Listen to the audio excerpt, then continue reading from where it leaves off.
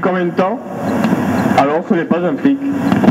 Aucun flic n'a jamais pu passer une demi-heure avec Paul sans lui casser la gueule. Je t'ai eu, hein. Mon nom est Nef. Qu'est-ce que tu voulais? Je me suis dit, va. Et alors? Une fausse amende. Et tu l'es? Vraiment? Quand même, jouer faux flic, c'est dangereux. N'aie pas peur, c'est du toc. On est ensemble. Et comment? Sais-tu le prix d'un masque et gaz au marché noir? Tout juste. Soit, mais garde-le pour toi. Et alors, de quoi je me mêle? Ici on pense ce qu'on veut, on est libre, on est chez soi. Mais s'il a d'une de vous à raconter, nous l'écouterons avec joie. À quoi bon créer un être vivant pour un monde pareil? On ne veut de mal à personne, ou à celle. Elle aurait des grands yeux bleus posés, un coup de cygne, des bras minces, une queue de cheval qui monterait jusqu'au ciel, une taille de fée, un sourire désarmant, un charme dans la voix.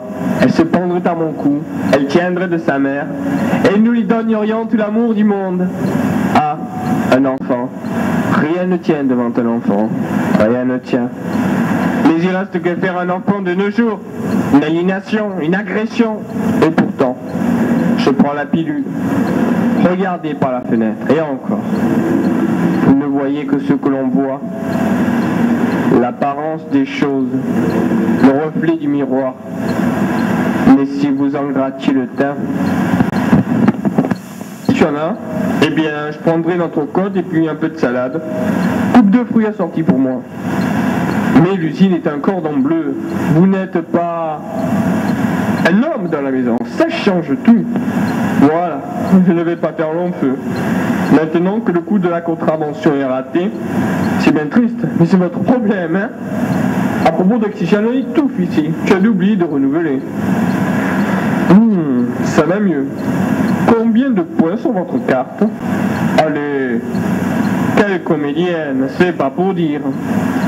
On connaît la musique, vous comprenez. Oh, je ne dis pas que ce soit mauvaise volonté de votre part, mais enfin, demain les circonstances seront les mêmes. Une fois chez nous, vous aurez tendance à y rester. Je parle d'expérience. L'an dernier, on a hébergé une fleur dans votre genre pour un soir. Un soir. Un seul soir, elle disait, oui. Et puis elle est restée 6 mois. Alors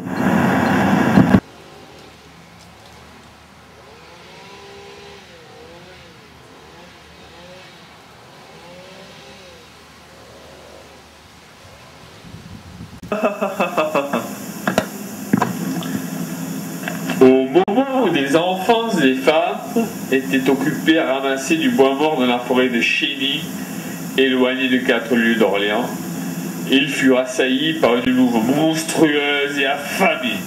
Saisis d'épouvante et sans armes pour s'opposer à la fureur du féroce animal, 8 de ces malheureux et malheureuses furent grièvement blessés. 2 autres perdirent la vie. Monsieur le baron de Talleyrand a ordonné sur le champ une battue générale dont il a voulu lui-même partager les dangers. Une complainte populaire se répand de nous à vous.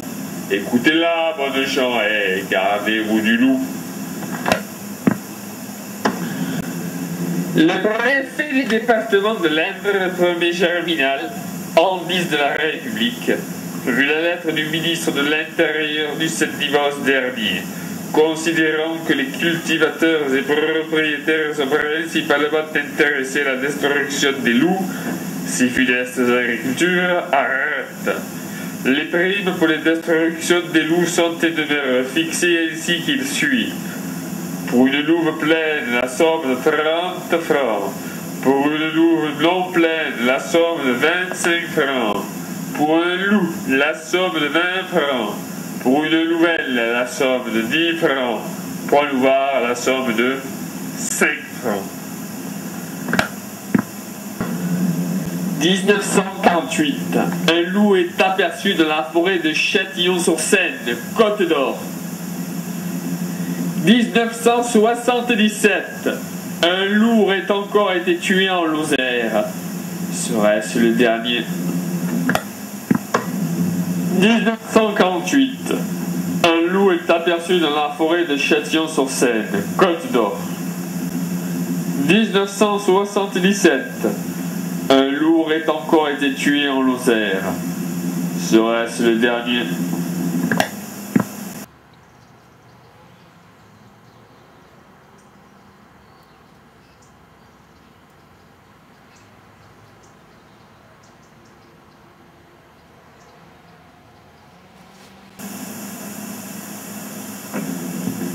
L'oiseau vert. Acte 1, scène 1. Ô vieux soleil, vivant miroir de l'humaine errance, tu révèles à qui sait voir d'affreux prodiges l'imminence. Ô reine des tarots, reine tarée, ô bienheureux Tartaglia, ô Renzo, ô Barbarina, des trois oranges fatales lignées. Tartaglia, je te vois, tu rentres chez toi. Ninette sans tâche n'est pas que je sache au royaume des morts. Comble de réconfort, on a vu sortir des langes les héritiers des trois oranges. Si par la bonne qui chantera, par l'eau dorée qui dansera, par un oiseau qui parlera, tu n'es pas sauvé, Tartagliona, briguer la pointe te sauvera. Si tous les torts te tuent, tu finiras tortue. Ça y est, ma transe poétique est au bout du rouleau. Fini les vents, les souffles prophétiques.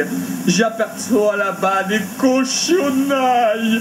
Va briguer là, combler les trous qu'ont creusé dans ta panse l'esprit divinatoire et la fureur poétique. Scène 3.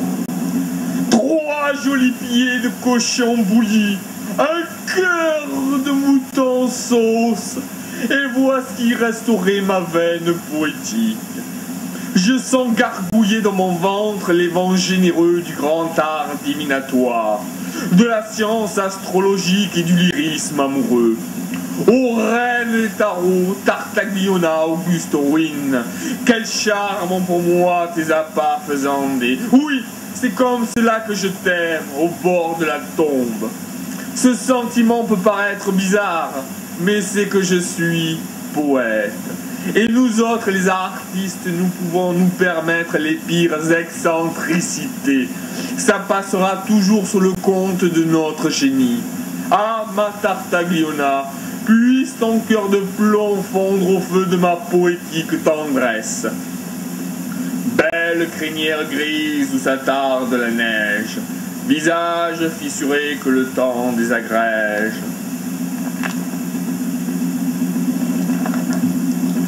Acte 2, scène 1. La tour vétuste chancelle, pressons-la avant qu'il ne soit trop tard. Ardente flamme, éclairer mon âme sans me brûler. Hélas, on a, Tartagliona, plus d'espérance dans l'ignorance. Les jumeaux sont proches, un palais dans la poche. Dormez sur vos deux oreilles, cette nuit je veille. Je vais ouïr le chant des astres pour prévenir de grands désastres, mais je crains de chercher en vain. Vacillante prunelle, j'en ai trop dit, ma canamelle confus je suis, car dans la nuit je vois qui luit un doux visage à votre image. Hélas, hélas, sous carapace. L'avenir le dira, fleur de mes rêves. Encore quelques assauts poétiques et elle accouchera d'un beau petit testament en ma faveur. Il ne sera pas dit que la poésie est un art gratuit. Acte 3, scène 1. E-I-A-I-E C-E-C-E-A E-O-O-R E-O-O-R E-O-O-R J'annonce, ma réponse, je dénonce. Alphonse, permettez-moi. Majesté, je sais tout, mais je ne peux rien dire. Je veux tout dire, œil de perle, éblouissante lumière, mais je ne puis point. À chaque tentative, un charme puissant me noue la langue. Si ce sortilège diabolique veut bien laisser ma langue tranquille, vous saurez que les habitants de ce palais sont de beaux enfants qui menacent d'anéantir ces lèvres de lait, ces sourcils de neige, ce sein immatériel. J'arrive au port, à la terre promise au testament. Avant toute chose, songez qu'un malheur est vite arrivé, qu'il faut parer à toute éventualité et faire sans tarder votre testament, sans oublier d'y récompenser celui qui vous aime plus que lui-même, qui peut immortaliser votre nom par un poème plus fort que la dent rongeuse du temps, plus puissant que les crocs acérés de la critique, cette fille vorace des brumes de l'envie. Pas moyen de lui faire cracher ce testament, elle est coriace la punaise. Puisque c'est comme ça, je vais cesser de mâcher mes mots et vous administrer quelques vérités contraires à l'instinct poétique. Pour éviter l'océan de catastrophes qui menace de vous engloutir, il va falloir ramer. Alors écoutez-moi bien. Ils sont deux dans ce palais, un genou, une genette, le frère et la sœur. Avant de rouler sur l'or, c'étaient deux philosophes faméliques et pouilleux. En une nuit, la richesse a balayé toute leur philosophie. Ils ont toute la vanité, toutes les faiblesses, toute l'arrogance de ceux qui héritent d'une grande fortune sans jamais avoir rien fait de leur vie. Ils veulent être les premiers et les mieux servis en tout. Il leur faut la dernière mode, le dernier cri. S'il existe au monde un être qui possède une chose qu'ils n'ont pas, ils enfantent une géonisse. Et s'il existe une chose que personne au monde ne peut avoir, ils auront la danse de Saint-Guy jusqu'à ce qu'ils l'obtiennent. L'oiseau vert. Renzo. Acte 1, scène 2. Dans l'air. C'est notre père et notre mère qui échangent des propos aigres. 100 000 fois bâtard. Barbarina, voilà qui est net. Nous sommes des bâtards. Donc, mon père, nous sommes de petits bâtards. Jamais. Oui ou non sommes-nous vos vrais enfants? Où vous irez. Smeraldina. Ma sœur et moi, nous avons acquis en matière de philosophie assez de lumière pour y voir clair dans les situations les plus obscures. Mère qui n'est pas notre mère, ton devoir exige que tu demeures où le nœud conjugal t'a fixé. Dans la triperie de Truffaldino, même si ton égoïsme te pousse à la déserter. Mon propre bien? Absolument. Nous décoderons aisément le débordement de ton égo dévastateur. Le mal qui te touche atteint aujourd'hui sa signifiance maximale. Souhaitons qu'il ne soit pas irréversible et que la raison induise en toi rapidement les prémices d'un renversement salutaire. Il y a 18 ans, sans aucun doute, une bonne action procure d'abord du plaisir à qui l'accomplit. Seuls les égoïstes sont charitables de tes bontés. Et tu seras récompensé conformément aux normes de la société de tout le mal que tu t'es donné pour l'amour de toi. Adieu. Cher Apathie, laissons-la se régaler de sa douleur. Abandonné. Ceci échappe à notre appréhension, mais n'allons pas nous hâter de découvrir quel coup insignifiant, c'est-à-dire pour nous non signifiant, nous a fabriqué cette enveloppe de chair. Ce serait nous s'assujettir à nouveau, nous des bâtards, sous le bas d'une terre affective à laquelle notre condition bâtarde nous permet d'échapper. Fin. Pense qu'il n'y a plus ni père ni mère, nous voici d'abord libérés de tout devoir d'obéissance, de toute suggestion. Nous voici secondo, affranchis également de ce vieux désir de les voir mourir ou de les faire mourir qui tenaillait déjà l'antique Oedipe. Et plus simplement, si nous nous retrouvions des parents riches, ou même si nous ne faisions que désirer retrouver des parents fortunés, nous ne songerions qu'à jouir de leur richesse et de leur pouvoir.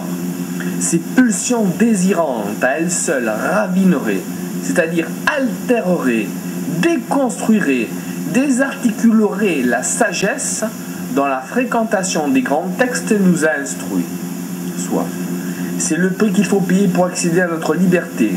Affranchis de toute attache viscérale, de tout lien filial ou amoureux, nous échappons à l'ignoble effusion de notre égo. Renzo. Qu'as-tu, ma sœur? Aurais-tu quelque amoureux? Petite bête. Ce n'est rien, Barbarina. Il n'est pas rare de voir notre ça s'articuler de la sorte. jouant pour ainsi dire le rôle du véritable artiste, du créateur créant, qui projette, propose la pulsion désirante et la préfigure à nos sens sous une forme surprenante et subjugante qui nous séduit si bien qu'oubliant toute sagesse, nous ne pensons plus qu'à notre propre plaisir. Ne tombe pas dans ce piège grossier. Évite toute forme d'amour. Aimer, c'est d'abord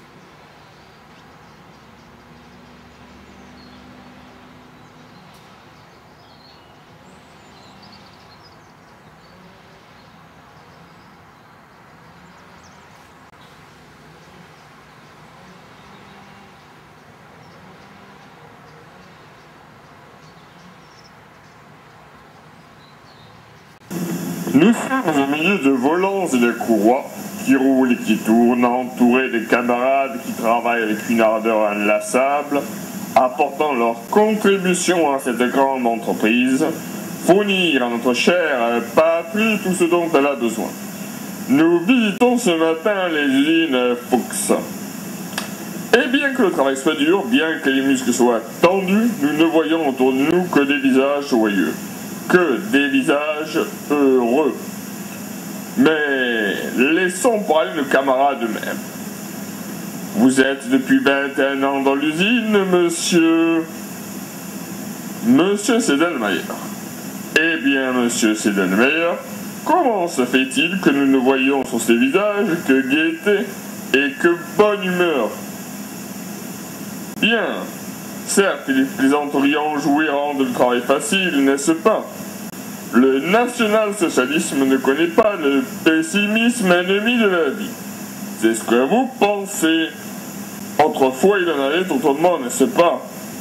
À l'époque du système, il n'y avait pour les ouvriers aucun motif de se réjouir.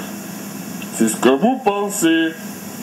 C'est bien alors qu'ils pouvaient se demander pourquoi travaillons-nous? Vous dites, ah oui, vous faites allusion à ces rouspéteurs qui à chaque pas se mettent au travers, mais ils se font de plus en plus rares. Ils comprennent que cela ne sert à rien, que dans le Troisième Reich, depuis qu'il y a de nouveau une poigne solide, tout est en plein essor. C'est aussi ce que vous voulez dire, mademoiselle? Mademoiselle Smith, auquel de nos géants d'acier travaillez-vous? Ainsi, vous décorez les ateliers avec des fleurs, ces gracieuses filles des champs. Et sans doute y a-t-il bien d'autres transformations dans l'usine, depuis que le destin de l'Allemagne a changé de face. Oui, chacun va arriver le premier, n'est-ce pas? D'où chaque fois un joyeux charivari. Mais tout s'arrange avec la bonne volonté générale. Et maintenant, madame, mais quel est votre nom? Veut nous dire encore quelque chose? Mann. Madame Mann. Dites-moi, madame Mann, est-ce que les nombreuses innovations qui ont été faites dans l'usine ont une influence sur l'esprit de vos camarades de travail? Eh bien, est-ce que vous vous réjouissez de voir que de nouveau toutes les roues tournent, que tous les bras du travail, et que de nouveau, en fin de semaine, chacun peut ramener sa paye à la maison? Cela non plus, nous ne l'oublierons pas. Il n'en a pas toujours été ainsi. À l'époque du système, nombreux étaient les camarades qui devaient prendre le chemin amer du bureau de bienfaisance et s'arranger d'une aumône. Excellente plaisanterie. On ne pouvait pas retenir beaucoup. Oui, tout le monde a de nouveau du travail et du pain dans le Troisième Reich. Vous avez pleinement raison, madame. Mais quel est votre nom? Plus une seule roue inactive, plus un seul bras qui se rouille dans l'Allemagne d'Adolf Hitler. Dans une joyeuse collaboration, le travailleur intellectuel et le travailleur manuel se lancent dans la reconstruction de notre chère patrie allemande. Heil Hitler!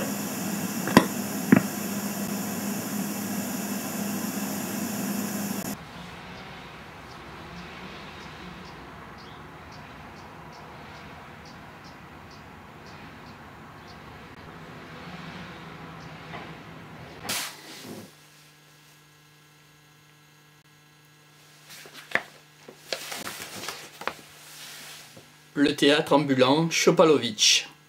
Lyubomor Simovitch. Recule. Monsieur, nous sommes le théâtre ambulant Chopalovitch. Je suis Vassili Chopalovitch, directeur de la troupe. Dégagez vous autres. Ah, il était